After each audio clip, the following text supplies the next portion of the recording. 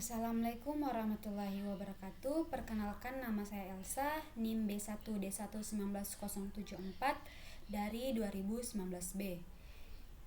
Di sini saya akan menjelaskan tentang jaminan mutu laboratorium. Jaminan mutu layanan kesehatan, yaitu jaminan mutu adalah semua kegiatan untuk menjamin ketelitian dan ketepatan hasil pemeriksaan laboratorium, dan mutu adalah kemampuan suatu produk atau layanan yang sesuai standar untuk kepuasan pelanggan, misalnya interpretasi hasil pemeriksaan. Dan selanjutnya ada pengalaman tentang mutu. Adalah mutu dievaluasi dari setiap pengalaman kita sehingga akan lebih mengerti konsep mutu dan peningkatan mutu. Latar belakang, yaitu ada pemantapan mutu. Mengapa pemantapan mutu itu penting? Karena akan dipastikan mutu adalah fondasi dari segala yang kita lakukan dan tersusun standar untuk mencapai mutu dan memenuhi atau melampaui harapan pasien. Kemudian ada mampu mencegah, mendeteksi dan memperbaiki masalah, dan menjadi inti dari pengawasan, evaluasi dan peningkatan sistem, mengurangi biaya, pemeriksaan yang cepat yang paling sederhana sekalipun tetapi tidak sempurna. Sini ada pemantapan mutu internal atau PMI, di mana kegiatan atau pencegahan dan pengawasan masing-masing lab meliputi tahap pra-analitik, analitik, dan pasca-analitik. Yang pertama itu pemantapan dan penyempurnaan metode pemeriksaan. Yang kedua, meningkatkan kesiagaan tenaga, mendeteksi kesalahan dan mengetahui sumbernya dari mana. Yang ketiga, itu memastikan bahwa semua proses telah dilakukan dengan benar. Dan keempat, membantu perbaikan pelayanan melalui peningkatan mutu pemeriksaan. Selanjutnya ada pemantapan mutu eksternal atau PME. Nah, kegiatan PME yang dilaksanakan oleh pemerintah, imunologi BLK, imunologi lab kes swasta, imunologi UTD PMI, dan imunologi lab VCT. Yang pertama pada PME itu ada kegiatan periodik pihak lain untuk memantau dan menilai formal lab. Yang kedua, mengikuti sertakan semua laboratorium. Yang ketiga, dikaitkan dengan akreditas serta perizinan laboratorium. Dan yang keempat, pelaksanaan kegiatan kini tidak boleh diperlakukan secara khusus.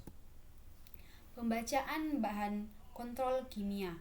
Nah, pada kontrol internal terdapat di dalam kaset atau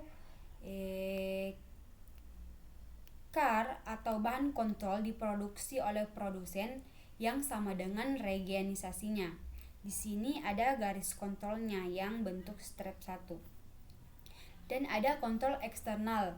Nah, bahan kontrol yang dibuat oleh pihak lain bukan produsen atau reagenisasi, dan diketahui status positif dan negatifnya, serta digunakan untuk memvalidasi hasil pemeriksaan dengan reagenisasi yang bersangkutan, seperti gambar seperti ini.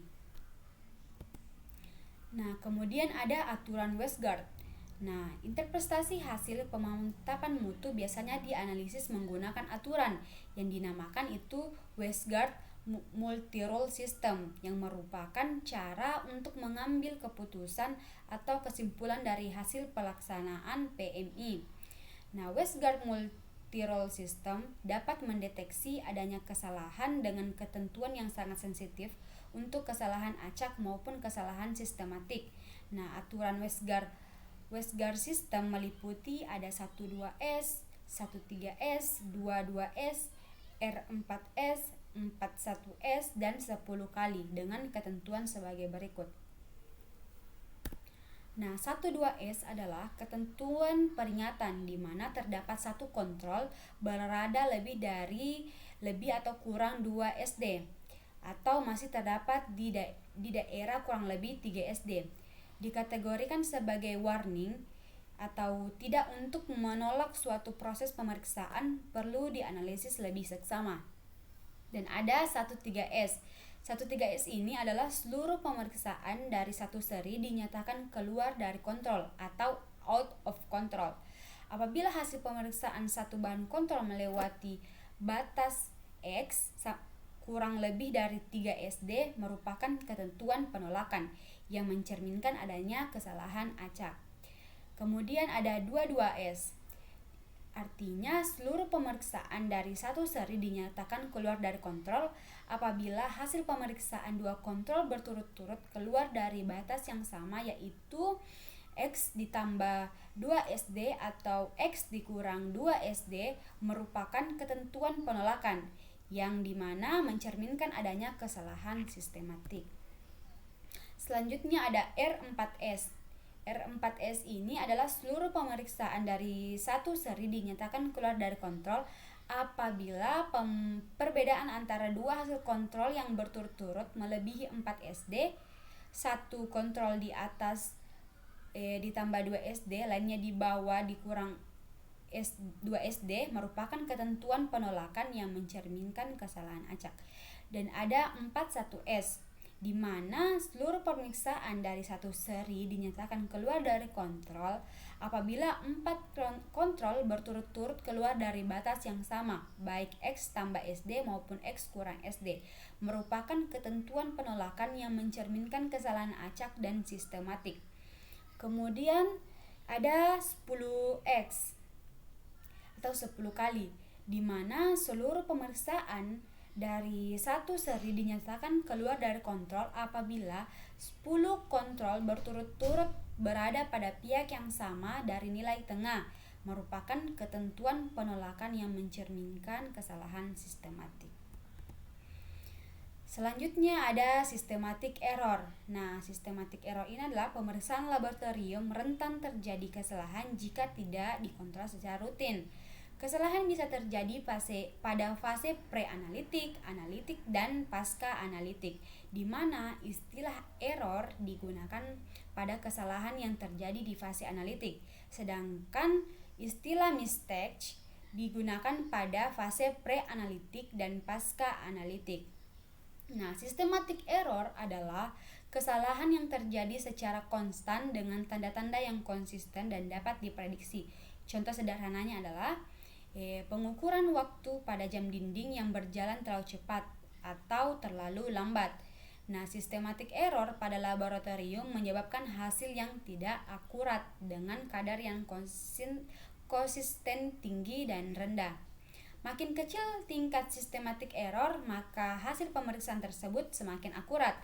Dan sebaliknya, systematic error ditunjukkan oleh adanya perubahan rata-rata min nilai kontrol.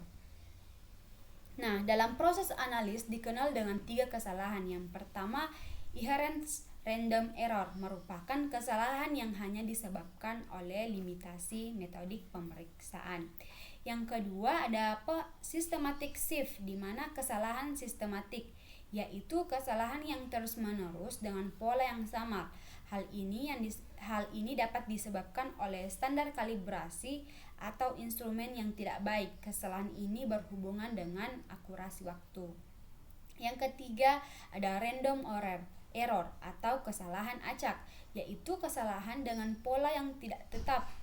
Penyebabnya kesalahan ini adalah ketidakstabilan, misalnya pada penanas air, reagen, pipet, dan lain-lain. Kesalahan ini berhubungan dengan presisi. Sekian dari pemaparan saya. Saya akhiri, wabillahi taufiq wal hidayah. Wassalamualaikum warahmatullahi wabarakatuh. Ya,